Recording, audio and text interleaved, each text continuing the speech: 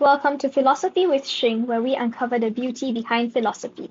In today's episode, we'll be looking at a quotation: all knowledge involves some element of reason. How important is reason in our knowledge? In first breaking down the question, we need to split it into a couple of parts by looking at the key words that are presented in this quotation. The first one would be all knowledge.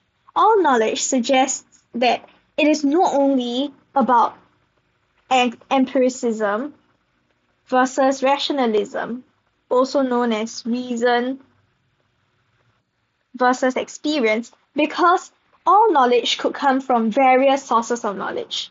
It's not only about the two main sources of knowledge, which are reason and experience.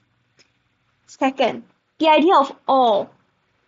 It may seem like a generalization, so you need to quantify and qualify which areas of knowledge require some element of reason, which might not require some element of reason.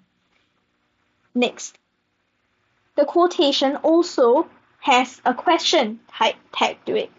And apologies, there's a typo error in the question. It is important. Alright, so how important is reason in our knowledge? The idea of how important suggests a degree of importance. In other words, this question is already implying that reason is important. Just how much? How important is it?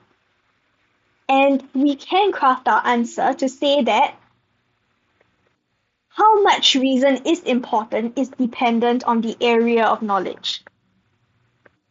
AOK for short. So it depends on the type of knowledge. There might be some types of knowledge that rely more on reason than others. And if we were to only address is reason important, this is very important to avoid because that will lack nuance in your essay or in the response to the question. Next, the idea of reason not only involves an area of knowledge. Reason is definitely an area of knowledge, a source of knowledge. So reason is not only a source of knowledge, but it's also a method of justification. And justification is required in our JTB, which is our tripartite definition of knowledge. So when examining this quotation, you also have to keep in mind your working definition of reason and stick to it for the rest of your response. Of course, when we're looking at going back to the degree of importance depending on the area of knowledge, reason is also important depending on type of knowledge. So the area of knowledge versus type of knowledge, they are two different things. For instance, type of knowledge is things like propositional versus non-propositional knowledge. Within non-propositional, you also have modal knowledge, moral knowledge, and reason could be coupled by the source of knowledge. On the other hand, for areas of knowledge, we have different areas like ethics, science, art. All these are various areas of knowledge in which reason could be important for some, but more so for others. Of course, types of knowledge also link to deductive and inductive knowledge, because deductive and inductive knowledge is derived from different types of reasoning, inductive and deductive reasoning. So that is our breaking down of the question. So since the quotation already is a given that all knowledge involves some element of reason, our job here is to evaluate how important reason is in our knowledge. Because the idea of some element could mean that in some areas of knowledge or some types of knowledge, reason might be more important. Although in every single area and type of knowledge, reason is needed, since the quotation is already assumed to be as such. Alright, so fundamentally, your line of argument can go along the lines of how different fields of inquiry have varying degrees of emphasis on the use of reason. But ultimately, most knowledge relies on reason. So in this second section of the video, I'll be outlining how a line of reasoning could take place in responding to this quotation that is tagged to a question. Alright, so rationalists such as Descartes have long posited that reason is the source of knowledge. As evident from various areas of knowledge such as mathematics and history, all knowledge involves some element of reason. Reason is greatly important in our knowledge, where reason seeks to complement experience as a source of knowledge, while according greater certainty to knowledge claims in a priori fields of knowledge. Furthermore, beyond deductive and inductive reasoning, which is indispensable in our quest for knowledge, reason is also required in interpretations. In arguably more subjective areas of knowledge, and even in non-propositional knowledge areas, reason plays a complementary role alongside other sources of knowledge. Altogether, reason is integral in our pursuit of knowledge. So in the introduction paragraph, to give an outline about what I'm going to argue in this essay question, I have raised a couple of points. Firstly, the role of reason in complementing experience as a source of knowledge. Next, there is the use of deductive and inductive reasoning, and why these are useful in various areas of knowledge. My third point in the introduction paragraph was about how reason is required in interpretation.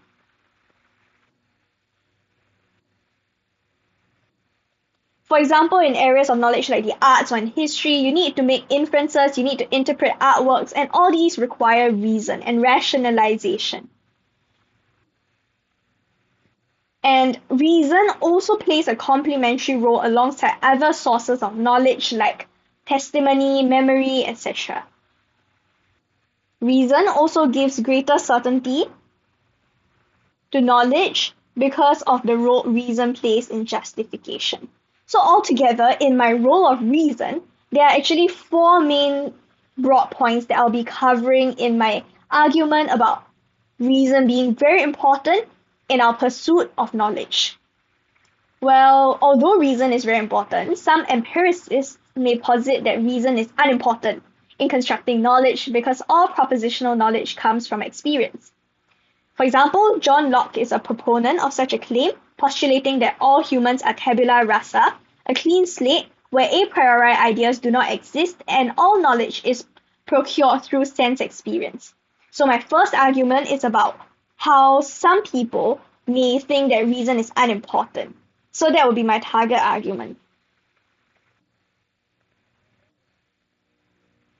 So argument one would be that reason is not important, experience is.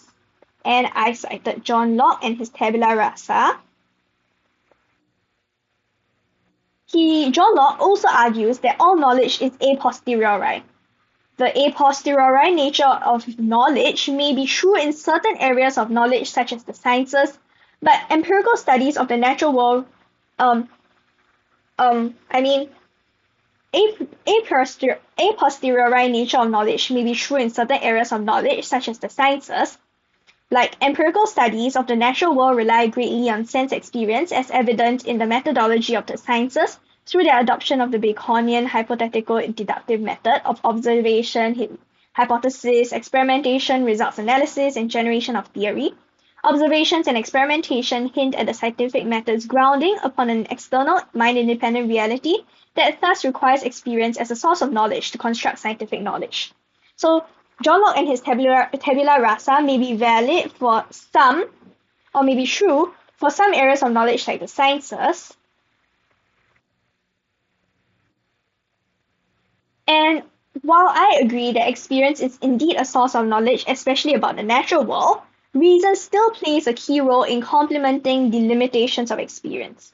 So my target and my counter. So now my counter is that reason plays a complementary role in complementing the limitations of experience.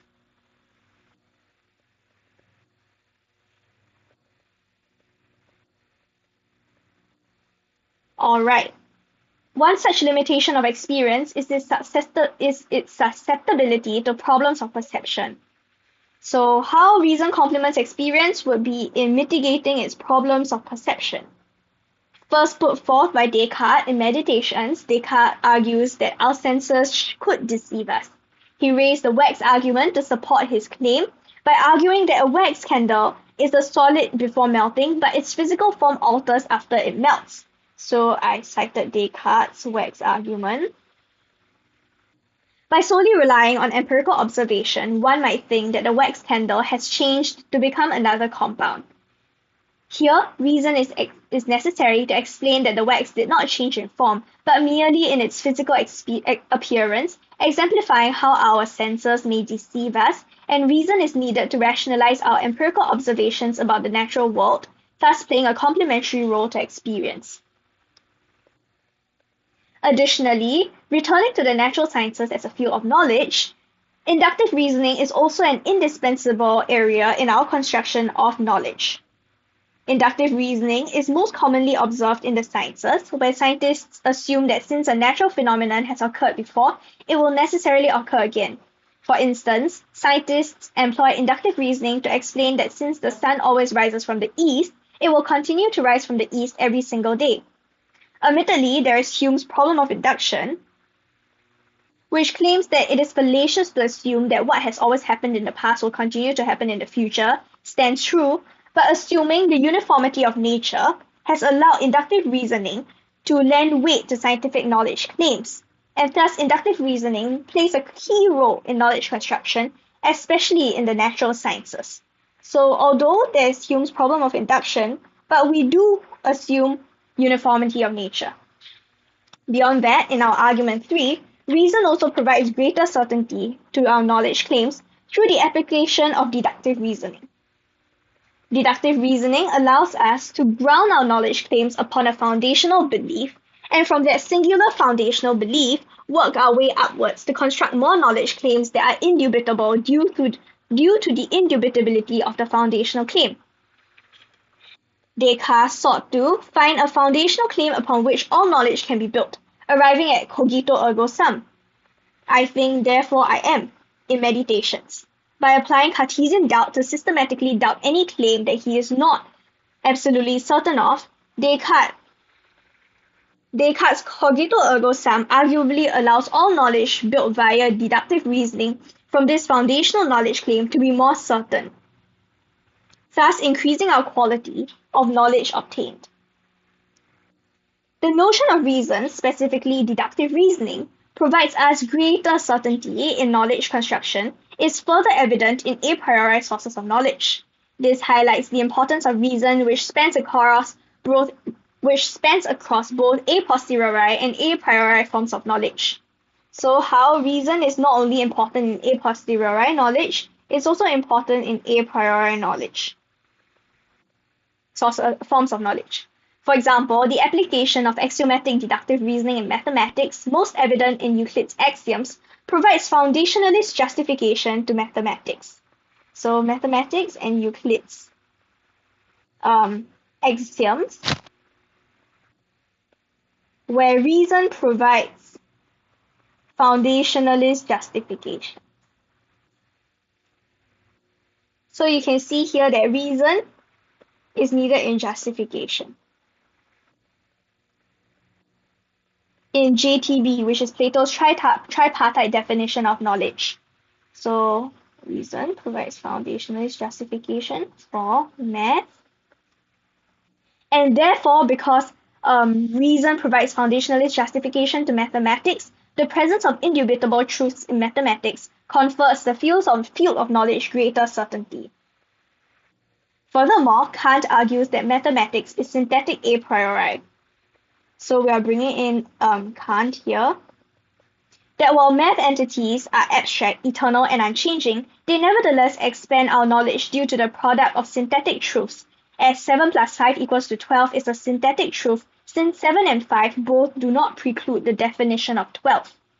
Evidently, the use of deductive reasoning is important in knowledge construction to expand our body of knowledge. So reason is indeed important to expand our body of knowledge.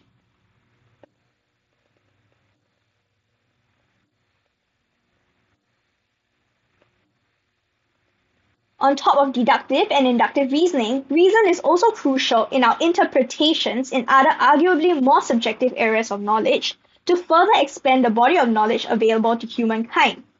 In areas of knowledge such as history and the social sciences, interpretation is at the heart of the field of knowledge. So interpretations involve reason, and I'm now citing history and social sciences as areas of knowledge.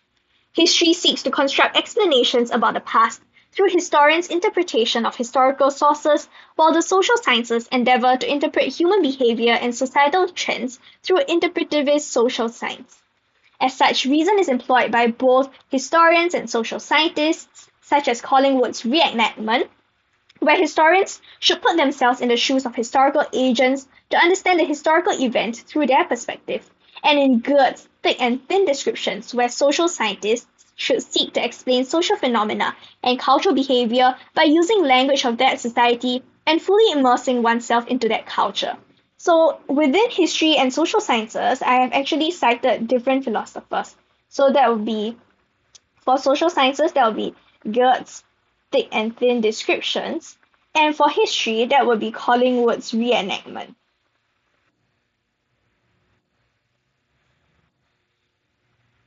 Alright, so in putting oneself in the shoes of historical agents, there is an element of reason, as one needs to interpret and infer the experiences of historical agents during that historical event. And social scientists also employ reason in interpreting social phenomena by making inferences and constructing explanations for societal behavior. Thus, reason permeates all propositional knowledge and is thus important in our endeavor of knowledge construction. Even in non-propositional knowledge, reason is crucial and used in tandem with other sources of knowledge, indicating its great importance both in propositional and non-propositional sources of knowledge. So, reason is involved in non-propositional knowledge. Modal knowledge, the knowledge of possibilities, requires introspection by appealing to imagination and personal experiences alongside reason, informing knowledge of what endless possibilities there are. Tacit knowledge, such as knowing how to ride a bicycle, also requires reasoning on top of memory. In the concept of having to pedal a bicycle in order for there to be forces that push the bicycle forward. Even in moral knowledge, as proposed by Eileen John, reason permeates. As we read literature about morality, such as stories of cannibalism in Lord of the Flies, and rationalize our interpretations of the horrific nature of a man-eat-man world, contributing to our construction of moral knowledge through reason. So moral knowledge requires reason and also reflection, introspection.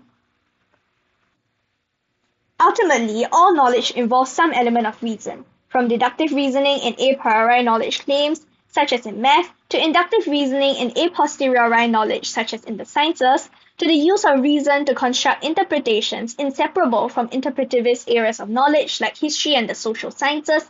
Reason is necessary in our construction of propositional knowledge, therefore lending it great importance, especially in expanding our amount of knowledge. Furthermore, reason also arguably permeates the construction of non-propositional knowledge and used in tandem with other sources of knowledge such as introspection and memory, exemplifying reason's importance in our endeavor of knowledge construction. Hence, reason is greatly important in our knowledge not only by itself in constructing a priori knowledge purely by deductive reasoning, but also when used to complement other sources of knowledge in constructing a posteriori knowledge and non-propositional knowledge. Without reason, as I have proven earlier, simply relying on experience provides us limited knowledge as we need to rationalize this sense experience to produce meaningful and useful knowledge about our world, and hence reason is greatly important and arguably indispensable in our pursuit of knowledge. That's all for today's episode. Hope that you enjoyed it. Thank you and goodbye.